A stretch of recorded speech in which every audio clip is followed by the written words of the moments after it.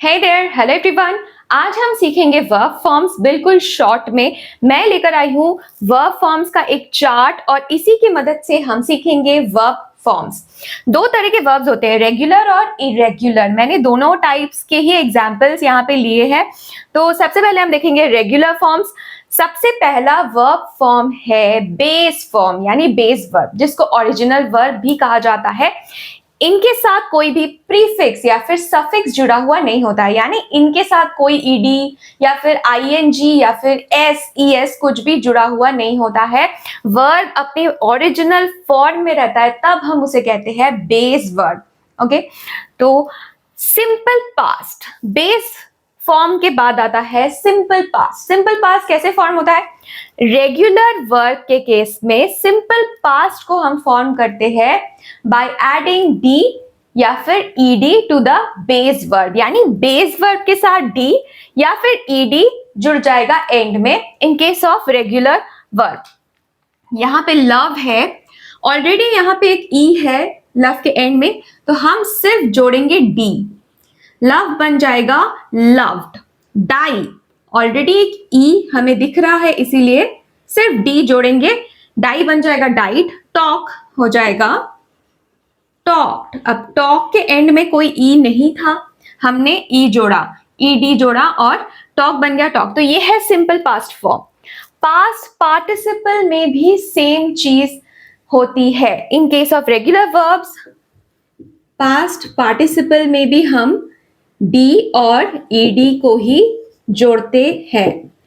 तो अगर आपको एक याद है, दूसरा याद रखने की जरूरत नहीं है, दोनों यहां पे सेम होने वाले हैं। अब आता है थर्ड पर्सन सिंगुलर। नाम से ही पता चल रहा है third person singular. Third person क्या है? फर्स्ट पर्सन है आई, सेकेंड पर्सन है यू और थर्ड पर्सन है ही, शी, इट या फिर दे। लेकिन दे का यूज यहां पे नहीं होता है क्योंकि सिंगुलर दे का यूज होता है। दे यानी प्लूरल, एक से ज्यादा लोग। तो सिंगुलर थर्ड पर्सन क्या है? ही, शी, इट। ठीक है, इनके साथ जब हम वर्ब का यूज करते हैं प्रेजेंट टेंस में तब एस लग जाता है, यानी लव बन जाता है लव्स, डाई बन जाता है डाइज और टॉक बन जाता है talks. I love but he loves. I talk but he talks in present tense. ठीक है, इतना क्लियर है। इसके बाद आ रहा है प्रेजेंट पार्टिसिपल। बहुत इजी है। प्रेजेंट पार्टिसिपल में base form of the verb के साथ ing जुड़ जाएगा। सो लव हो जाएगा लविंग और आप बताओ डाई क्या होगा? डाई बन जाएगा डाइंग, DYING। टॉक बन जाएगा talking. So basically it is the ING form of the verb. अब देखेंगे इरेग्युलर वर्ब के केसेस। मैं आपको बता दूं कि जैसे रेगुलर वर्ब एक पैटर्न फॉलो करता है, यानी सिंपल पास्ट और पास्ट पार्टिसिपल में हमने देखा कि रेगुलर वर्ब में क्या होता है? डी या फिर ईडी जुड़ जाता है एंड में। लेकिन इरेगुलर वर्ब कोई पैटर्न फॉलो नहीं करता, इसीलिए हमें इरेगुलर वर्ब के फॉर्म्स को याद रखना पड़ता है। बेस वर्ब यहां पे देखिए बिगिन, इसका सिंपल पास्ट होगा बिगैन। पास्ट पार्टिसिपल बिल्कुल अलग है इससे, वो है बिगन। ठीक है, और थर्ड पर्सन सिंगुलर में हम एस लगा देंगे, बिगिन बन जाएगा बिगिंस और प्रेजेंट पार्टिसिपल में ING जुड़ जाएगा, ये बन जाएगा बिगिनिंग। सिंग सिंपल पास्ट हो जाता है sang, past participle sang। Third person singular में एस लग जाएगा sings, प्रेजेंट पार्टिसिपल में क्या होना चाहिए आप बताओ? सिंगिंग। Very easy. इन दोनों को फॉर्म करना बहुत इजी होता है, लेकिन इसको हमें थोड़ा याद रखना पड़ता है। गो बन जाएगा वेंट और पास्ट पार्टिसिपल में हो जाएगा gone. Goes, going. Finally make. Make का सिंपल पास्ट क्या होता है? मेड। पास्ट पार्टिसिपल भी होता है मेड। ऐसा जरूरी नहीं है कि ये दोनों हमेशा अलग होंगे, कभी कभी ये बिल्कुल सेम होते हैं। मतलब base verb, simple past, past participle, irregular verb के केस में तीनों सेम भी हो सकते हैं, तीनों अलग हो सकते हैं, ये दोनों सेम हो सकते हैं, यानी इनका कोई फिक्स पैटर्न नहीं है, जैसे कि मैंने बताया। So make, made, made.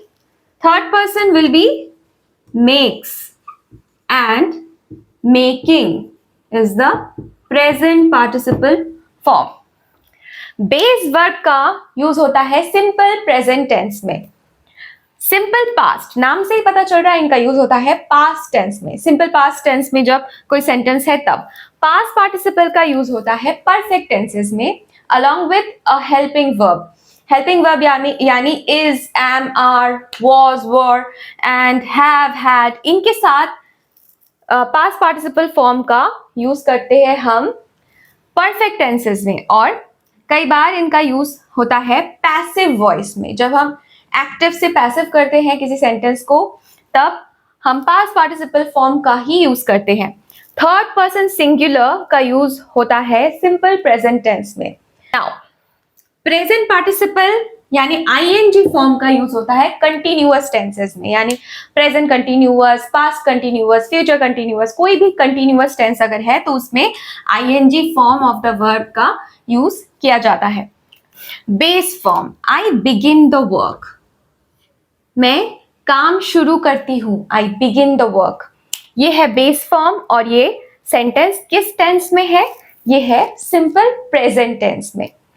Simple past, I began the work yesterday, past की बात हो रही है कि कल मैंने काम शुरू किया था। आई began the work yesterday. Past participle, I have began the work just now, मैंने अभी अभी काम शुरू किया है।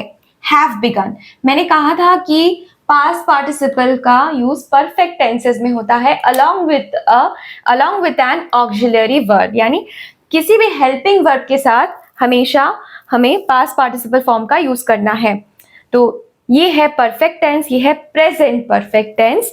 आई have began the work just now, अगर यहाँ पे हैव की जगह हैड होता, हैड का अगर हम यूज करते हैं तो वो होता है पास्ट परफेक्ट टेंस। तो पास्ट पार्टिसिपल का यूज परफेक्ट टेंसेस में ही हमेशा किया जाता है along with any auxiliary verb. Present participle यानी ING form of the verb का यूज होता है कंटिन्यूअस टेंसेस में। I am beginning the work, मैं काम शुरू कर रही हूं। तो जब कोई चीज कंटिन्यूअस एक्शन में है, कुछ हो रहा है, तब हम उसमें प्रेजेंट पार्टिसिपल फॉर्म का यूज करते हैं। Third person singular, third person singular यानी ही, शी, इट, इनके साथ जब कोई वर्ब यूज हो रहा है जिसके साथ हमेशा एस लगा रहेगा, so she begins the work, she begins the work. जैसे कि मैं हर रोज 8 बजे काम करना शुरू करती हूँ, ये भी सिंपल प्रेजेंट टेंस है, तो ये भी सिंपल प्रेजेंट टेंस है। शी बिगिंस द वर्क, मैं ये कह सकती हूँ कि वो काम शुरू करती है, शी बिगिंस द वर्क हर रोज 8 बजे, वो हर रोज 8 बजे काम करना शुरू करती है। तो ये भी सिंपल प्रेजेंट टेंस है। बस दोनों में क्या फर्क है, यहाँ थर्ड पर्सन सिंगुलर फॉर्म का यूज हुआ है। अब हम साथ में मिलकर कुछ क्वेश्चंस सॉल्व करेंगे। I saw, have seen him at the party yesterday. क्या होना चाहिए, I saw या I have seen him at the party yesterday? कल मैंने उसे पार्टी में देखा था।